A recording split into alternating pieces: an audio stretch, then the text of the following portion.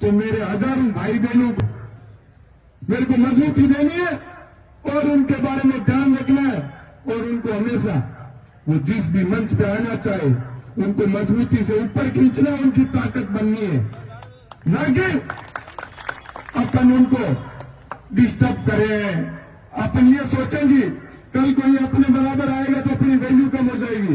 अरे सोचिए इस देश और प्रदेश का विश्व अटल पर कितना बड़ा नाम होगा। तो ये सोचने की जरूरत है। जो आज मजदूर और किसान वर्ग की बात करते उन लोगों की कोई सुनता नहीं।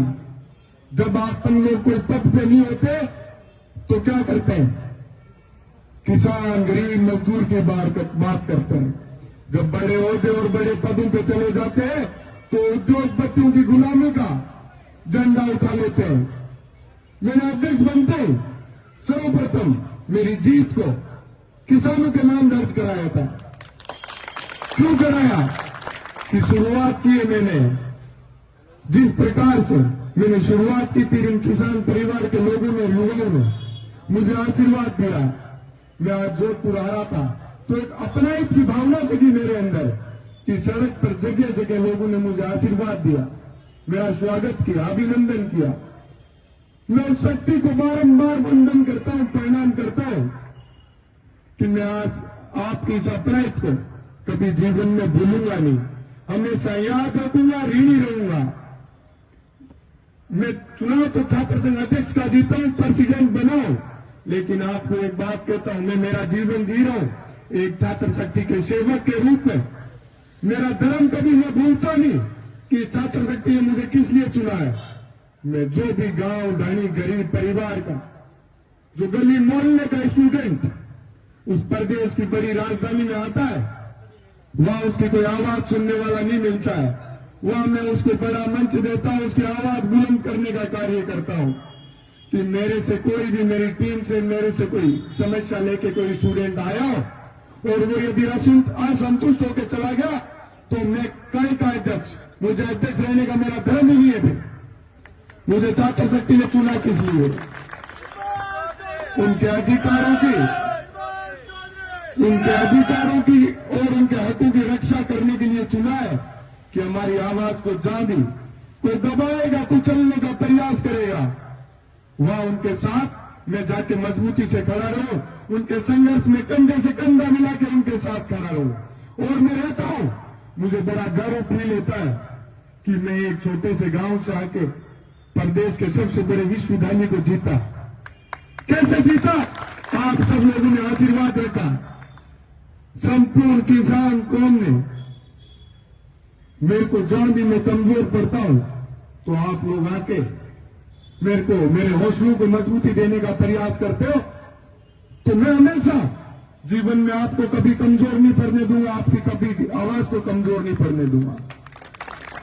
साथियों, मैंने इतनी बड़ी जीत दर्ज की बिना किसी संगठन के, बिना किसी बड़ी पावर के।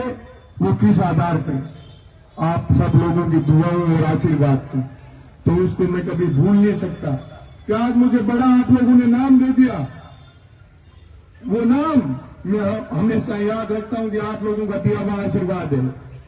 यदि मैं न्याय के रास्ते को छोड़ दूंगा, इंसानियत का धर्म भूल जाऊंगा, तो जिस प्रकार से आप लोगों ने आशीर्वाद दिया, आप लोग आशीर्वाद छीन भी लोगे। क्योंकि आपने देखा होगा कई लोग एमएलए बनते हैं, दोबारा एमपी एमएलए नहीं बन पाते हैं, क्योंकि ये जनता उनको अपना सेवक का रूप देके चुनती है और वो राजा बन जाते हैं। वो भूल जाते हैं कि हम लोग इस जनता के सेवक हैं। मैं जब चूरू, जयपुर से चूरू को छात्र संघ कन्या महाविद्यालय का उद्घाटन करने के लिए गया, वहां से लेकर आपकी जोधपुर की धरती सूर्य नगरी तक में पहुंचा तो युवाओं ने, अभी प्रदेश में एक चुनाव चल रहे युवा कांग्रेस के, तो युवा शक्ति मेरे से एक बात कह रही थी कि राजस्थान के सब युवाओं के लार में एनएसयूआई के पूर्व प्रदेश अध्यक्ष, जो कि उस पद पे रहते हुए हमेशा, चाहे आप उठा के देख लेना, चाहे प्रदेश महासचिव हो, प्रदेश सचिव हो, आपके गांव ढाणी गली मोहल्ले से पिछले कई सालों में नहीं बने होंगे उतने भाई अभिमन्यु जी के कार्यकाल के अंदर इन्होंने बनाए कि मैं गांव ढाणी से जो लोग आते हैं उनको एक मंच दूंगा, क्योंकि मैं भी एक किसान परिवार से आया था और इस छात्र शक्ति ने मुझे एक मंच उपलब्ध कराया था। तो मुझे कह रहे थे कि अध्यक्ष जी इनको मदद करनी है अपन सब लोगों को, तो मेरे को बड़ी खुशी हो रही थी, क्योंकि चुनावों के अंदर इन्होंने मेरी मजबूती से मदद की थी। मैंने कहा मैं तो वैसे भी हमेशा एहसान को याद रखता हूं, भरोसे को जिंदा रखता हूं, तो मैं तो मजबूती से इनके साथ हमेशा खड़ा रहूंगा। तो लागनू से विधायक मुकेश जी भाकर उनके पास में रुका था, तो उनसे कह रहा था युवा शक्ति ये बात कह रही है, तो उन्होंने एक बात कही थी कि निर्मल जो इनके लिए मजबूती से इनकी आवाज को बुलंद करेगा, इनके साथ हमेशा जो खड़ा रहेगा, उसको ये युवा शक्ति कभी भूल नहीं सकती। किसी के बनाने से कोई नहीं बनता है, ये जनता बहुत समझदार है, हमेशा याद रखती है कि कौन पद पे आने के बाद उसकी पद की गरिमा को बनाए रखता है और युवा शक्ति को हमेशा मजबूती के रास्ते पे लेके जाता है। तो मैं तो कहता हूं कि ये युवा शक्ति बड़ी जागृत है, ये किसी के कहने पे और बेखाने से वोट नहीं देती है, ये बड़ा सोच समझ के किसी व्यक्ति को मंच उपलब्ध कराती है। तो ये बड़ा उदाहरण बनेगा। इस प्रकार के लोग यदि बड़े मंच उठाएंगे तो ये एक बड़ा उदाहरण राजस्थान के अंदर आएगा। आज देखिए आप लोग राजनीति के अंदर बड़े मंचों पे ज्यादातर कौन लोग बैठे हैं, जो आम परिवार से निकल के राजनीति के अंदर शुरुआत की थी। पहले जो रानी की कोख से पैदा होता था वही राजा बनता था। अब जनता जिसको आशीर्वाद देती है, उसको अधिकार देती है, वो एमपी और एमएलए बनके आप लोगों की सेवा में हाजिर रहते हैं। तो युवा शक्ति से मैं गुजारिश करना चाहूंगा कि अपन लोगों को बड़ा सोच समझ के ये राजनीतिक मंच लोगों को देना चाहिए। नहीं तो अपन अपने साथ जो हल्का फुल्का हर जगह कई जगह अन्याय होता है, उसका सामना जीवन में नहीं करना पड़े। जब अपन अपनी भावनाओं को समझने वाले व्यक्तियों को आगे लाएंगे, अपनी आवाज को मजबूती देने वाले लोगों को मंच में लाएंगे, तो ये तय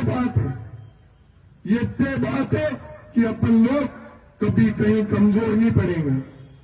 तो साथियों, इसी के साथ मैं अपनी वाणी को विराम दूंगा और जो आपने इतना प्यार प्रेम आशीर्वाद दिया उसका मैं हमेशा ऋणी रहूंगा। बोलिए वीर तेजाजी महाराज की। वीर तेजा